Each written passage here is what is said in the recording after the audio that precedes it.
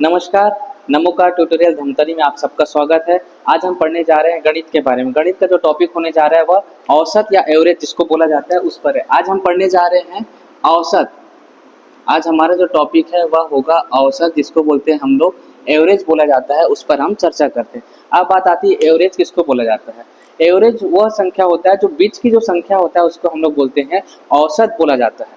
जैसे मैं आपको उदाहरण के तौर पर अगर समझाना चाहूँ औसत को एक आम भाषा में, जैसे मैं बोलता हूँ कि आपके पापा ने आपको सोमवार को, आपके पिताजी ने आपको सोमवार को आपको 10 रुपया दिया।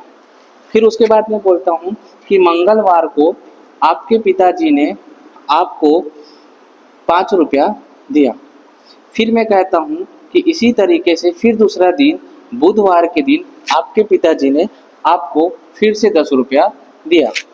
फिर मैं कहता हूँ कि गुरुवार के दिन आपके पिताजी ने आपको ऐसे फिर 5 रुपया आपको दिया। अब मैं आपको पूछता हूँ कि आपके पिताजी ने आपको औसतन कितना रुपया आपको इन 4 दिनों में दिया होगा। मैंने कहा कि आपके पिताजी ने आपको सोमवार को 10 रुपया दिया। फिर मैंने कहा कि आपके पिताजी ने मंगलवार को 5 रुपया दिया। फिर आपके पिताजी ने बुधवार को 10 रुपया दिया। फिर गुरुवार के आपके पिताजी ने 5 रुपया दिया। अब मैं पूछता हूँ कि आपके पिताजी ने औसतन इन 4 दिनों में आपको कितना रुपया दिया होगा, मुझे बताइए। तो हम नॉर्मल भाषा में क्या बोलते हैं कि मेरे पिताजी ने मुझे 5 रुपया मुझे दिया, लेकिन यह चीज़ गणितीय भाषा में नहीं होता। गणितीय भाषा में एक बीच की संख्या होता है। औसत क्या होता है? जो बीच की संख्या होता है, जो बीच की संख्या होता है उसको क्या बोला जाता है? हम लोग औसत बोलते हैं। इसी तरीके से औसत निकालने के लिए जो फार्मूला होता है, जो हर जगह उपयोग में किया जाएगा, औसत का जो फार्मूला होता है उसको बोला जाता है संख्याओं का योग। संख्याओं का योग बटे संख्याओं की संख्या। ये जो सूत्र है, ये जो फार्मूला है, हर जगह लगा जाएगा और आपको इससे पता चलेगा औसत कैसे निकालते हैं। अब बात आती है संख्याओं का योग क्या होता है। संख्याओं का योग का मतलब ये है कि जैसे मैंने बोला सोमवार, मंगलवार, बुधवार, गुरुवार, और मैंने देखा 10 रुपया, 5 रुपया, 10 रुपया, 5 रुपया आपके पिताजी ने दिया, इसमें मैं बोलूँगा संख्याओं का योग। तो संख्या क्या हो जाएगा? 10 रुपया ये हमारी एक संख्या हो जाएगी, फिर 5 रुपया भी एक संख्या, फिर 10 रुपया भी एक संख्या, फिर 5 रुपया भी क्या हो जाएगी? हमारी संख्या हो जाएगी। तो यही जो संख्या है इसी को क्या बोलते हैं? संख्याओं का योग करना है। तो संख्याओं का जैसे मैं योग करता हूँ तो सबसे पहले मैंने लिखा 10 रुपया, फिर लिखा 5, फिर उसके बाद 10 है, फिर उसके बाद 5 है। तो ये क्या कहलाएगा? हमारे पास संख्याओं का योग कहलाता है। इसी तरीके से मैंने बटा करके लिखा है, इसमें लिखा है संख्याओं की संख्या। ये क्या होता है? संख्याओं की संख्या का मतलब ये है कि कितने दिन है या कितने संख्या है, 1, 2, 3, 4। तो नंबर ऑफ संख्या कितना हो जाएगा हमारे पास? 4 हमारे संख्या हो जाते हैं। जब हम लोग इसको जोड़ते हैं, ये जब मैं जोड़ता हूँ इसको, ये हो जाएगा 10, 10 बाद 15, 15 20 और 30, हमारा टोटल कितने हो जाते हैं? 30 हो गए, बटे कितना हो जाएगा? 4। अगर कट रहा है तो काटते हैं, तो इधर काट, ये हमारा हो जाएगा 2 दूनी 4, ये 15, फिर 2 सत्ते 14, 5। यानी कि औसतन अगर आपको कोई पूछा जाता है कि आपके पिताजी ने इन 4 दिनों में आपको कितना रुपया दिया गया, तो आप बोल सकते हैं 7.5 रुपया मेरे पिताजी ने लगभग औसतन मुझे 7.5 रुपया मुझे दिया। तो इसी को बोला जाता है हम लोग औसत। यानी इसका कहने का मतलब ये है कि जो बीच की संख्या होती है उसी को हम लोग क्या बोलते हैं? औसत बोलते हैं। अब बात आती है कि पेपर में, हमारे पेपर में जो सीजी व्यापम परीक्षा होता है उसमें किस तरीके से प्रश्न आते हैं, तो उसको देखते हैं कि हमारे सीजी व्यापम में किस तरीके से प्रश्न आता है। जैसे कि मैं बोलूँ, हमारे सीजी व्यापम में, सीजीपीएससी में एक बेसिक से बताना चाह रहा हूँ कि किस तरीके से प्रश्न पूछा जाता है। जैसे कि इसमें जो प्रश्न पूछा जाता है वो पूछा जाता है, जैसे मैं बोलता हूँ 7 क्रमागत संख्याओं का औसत 36 है, तो बड़ी संख्या व छोटी संख्या का अंतर ज्ञात कीजिए। इस तरीके से प्रश्न आपके सीजी व्यापम, सीजीपीएससी के एग्जाम में पूछा जाता है। इसको हल करने से पहले मैं आपको बताना चाहूँगा, इस पर फिर से आना चाहूँगा, फिर एक प्रश्न को मैं हल कराऊंगा।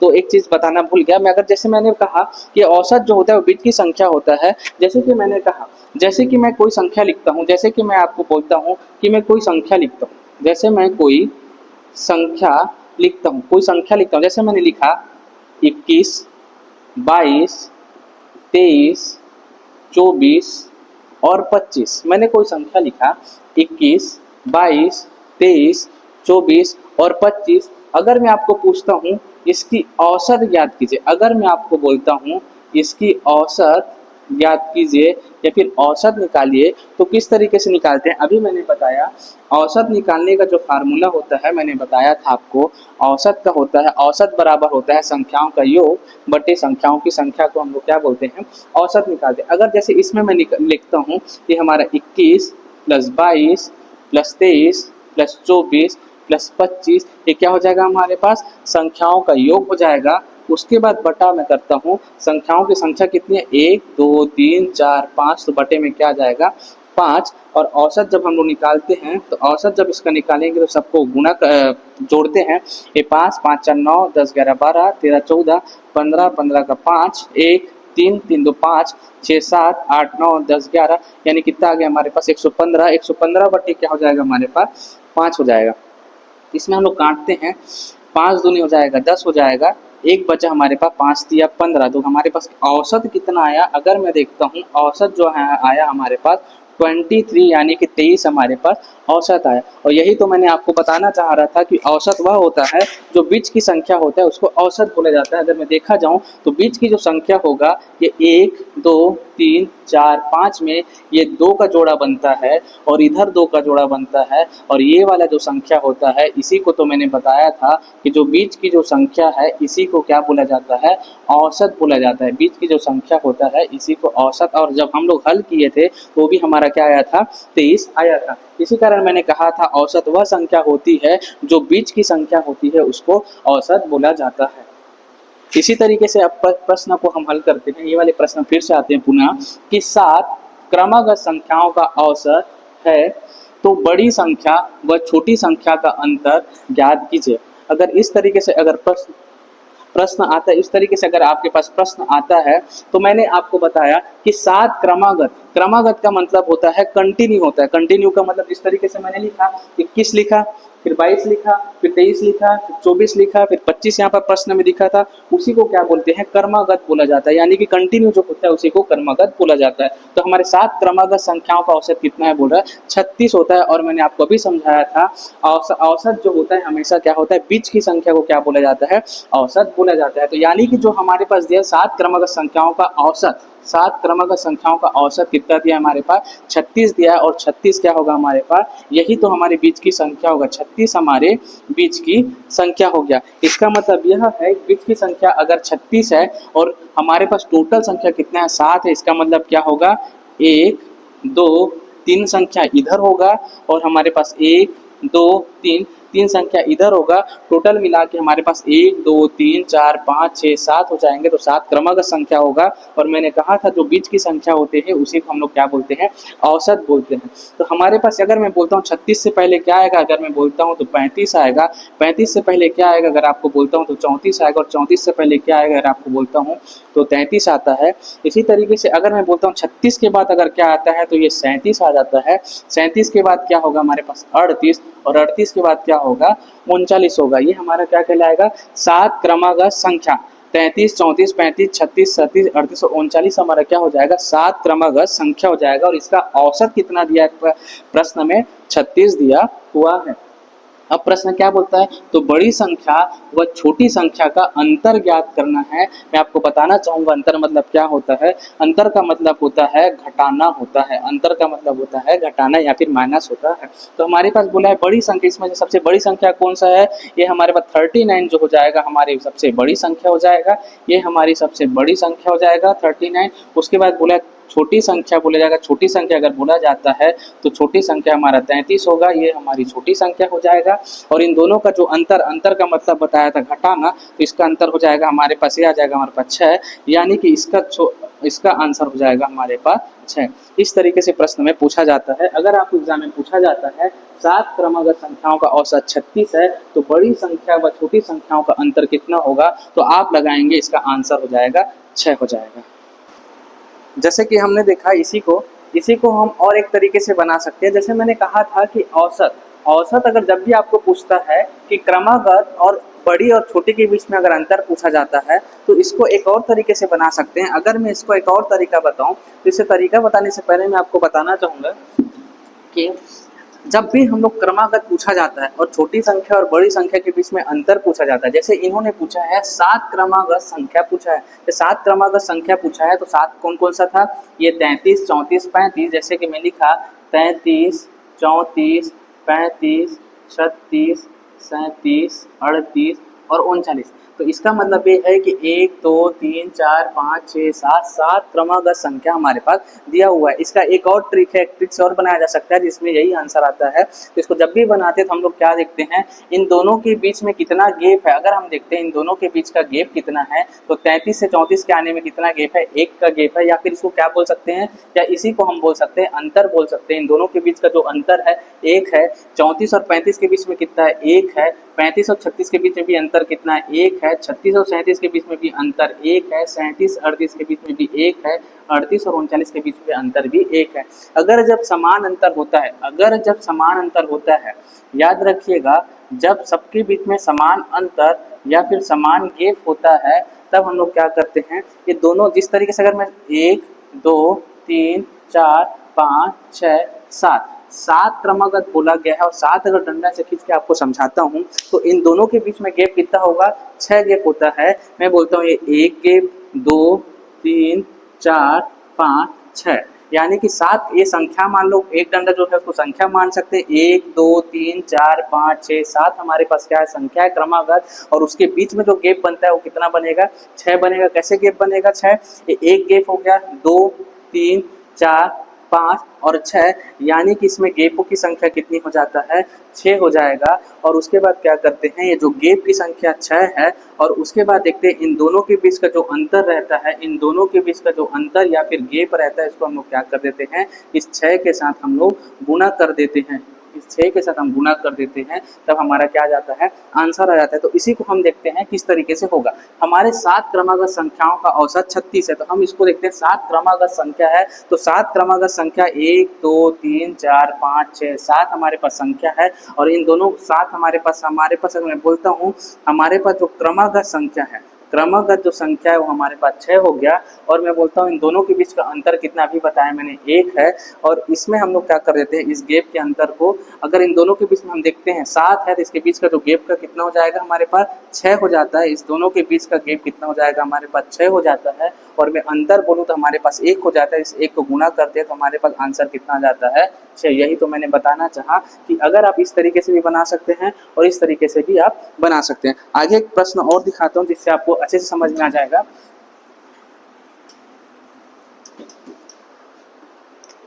दूसरा प्रश्न मैं लिखता हूं कि 7 क्रमागत सम संख्याओं का औसत 46 है तो इसकी बड़ी संख्या व छोटी संख्या के बीच का अंतर क्या होगा। जब भी आपको पूछा जाता है छोटी संख्या या बड़ी संख्या के बीच का अंतर, अगर आपको जब भी पूछा जाता है तो आप इस तरीके से भी बना सकते हैं। जैसे मैंने बोला 7 क्रमागत सम संख्याओं का औसत कितना है, 46 है। और मैंने बोला औसत उसको बोला जाता है जो बीच की संख्या होता है उसको औसत कहा जाता है। अगर मैं इसको हल करता हूँ तो जो 46 हो जाएगा हमारे पास क्या हो जाएगा, ये बीच की संख्या कहलाएगा। और ये हमारे पास कितने 7 क्रमागत है, ये हमारे पास 7 हो जाएगा, 1, 2, 3 इस साइड हो जाएगा, 1 2 3, यानी कि 3 इस साइड हो जाएगा, 3 इस साइड हो जाएगा, तभी तो बीच का हमारा 46 हो जाएगा। यही हमारा क्या है, औसत कितना है बोल रहा है 40 है। तो मैं इसमें प्रश्न में क्या दिया है, सम संख्या दिया, और सम संख्या हमने पढ़ा है, सम संख्या क्या होता है, जिसको 2 4 6 8 10 ऐसे अनंत तक होता है, उसको क्या बोला जाता है, सम संख्या बोला जाता है।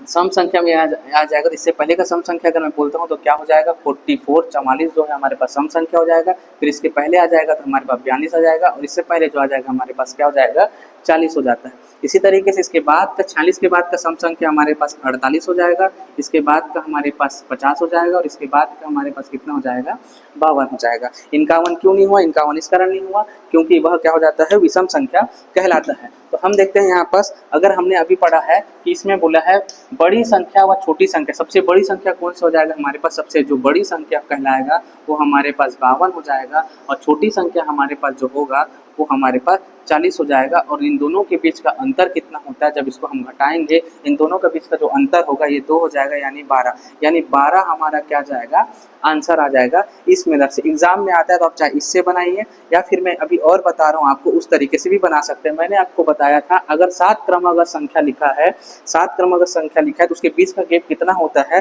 जैसे इन्हीं का बीच का गैप देखो 1 2 3 4 5 6, तो इनके जो बीच कितना गैप हो जाएगा, इनके जो बीच में गैप होता है 6 का गैप होता है, इनके बीच में जो गैप होता है उनकी संख्या कितना हो जाता है, गैपों की संख्या हो जाता है 6 हो जाता है। अगर मैं पूछता हूँ उसके बाद दूसरा क्या देखना है, दूसरा इन दोनों के बीच का अंतर देखना है, 40 और 42 के बीच में जो अंतर है कितना है, 2 का अंतर है। फिर देखते हैं 42 और 44 के बीच में अंतर कितना है, 2 का अंतर है। फिर देखते हैं 44 और 46 के बीच में जो अंतर है कितना है, 2 का है। इसी तरीके से 46 48 के बीच में अंतर भी 2 है, 48 50 के बीच में अंतर 2 है, 50 और 52 के बीच में अंतर 2 है। इससे मतलब ये है कि अगर अंतर समान होता है, अगर अंतर समान हो जाता है तो हम लोग क्या करते हैं, ये जो अंतर होता है यानी कि इसी को हम बोल सकते हैं जो गैप का अंतर है ये हमारे पास 2 है, और इसको जो गैप की संख्या है, गैप की संख्या इसको आप समझने के लिए लिख सकते हैं गैप की संख्या गुणा अंतर को अगर जब आप करते हैं, गैप की संख्या हमारे पास 6 है और अंतर कितना है हमारे पास, कितने का अंतर है, दोनों के बीच का जो अंतर है वो 2 है, तो दोनों को गुणा करते हैं तो 12 आ जाता है। तो यह भी हमारा क्या हो जाता है, आंसर कहलाता है। अगर एग्जाम में आप चाहे तो इस पैटर्न से बना सकते हैं या इस पैटर्न से बना सकते हैं। अगर जब भी आपको औसत प्रश्न पूछा जाता है और आपको कभी भी पूछा जाता है कि 7 क्रमागत, क्रमागत का मतलब होता है कंटिन्यू सम संख्याओं का औसत 46 है, तो इसकी बड़ी संख्या व छोटी संख्या के बीच का अंतर ज्ञात कीजिए। तो आप इस तरीके से निकाल सकते हैं। इसी में आप लोग को एक होमवर्क दिया जा रहा है, अगर आप लोगों को समझ में आया होगा तो आप कमेंट बॉक्स में जरूर करिएगा। मैं आपको एक होमवर्क दे रहा हूँ, प्रश्न नंबर आपको 3 दे रहा हूँ, जिसमें है 8 क्रमागत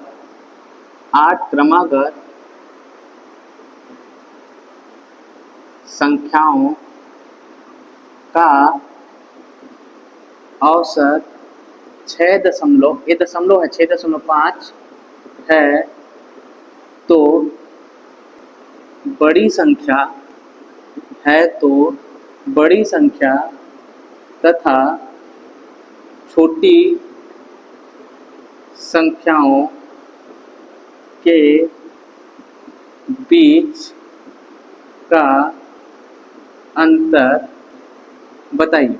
ये जो प्रश्न है आपके होमवर्क के लिए है, आप कमेंट बॉक्स पर इसका आंसर हमें जरूर बताइएगा। अगर नहीं बनेगा तो मैं पार्ट 2 लाऊंगा, उसमें आपको इसको सॉल्व करके बताऊंगा। मैं प्रश्न को एक बार फिर से पढ़ देता हूं कि 8 क्रमागत संख्याओं का औसत 6.5 है, तो बड़ी संख्या तथा छोटी संख्याओं के बीच का अंतर ज्ञात कीजिए। जिस तरीके से ये वाला प्रश्न बना था उसी तरीके से ये वाला भी प्रश्न बनेगा। आप इसका आंसर जरूर कमेंट बॉक्स पर कीजिएगा, और अगर आपको वीडियो अच्छा लगा होगा तो हमारे वीडियो को लाइक कीजिएगा और सब्सक्राइब कीजिएगा। धन्यवाद।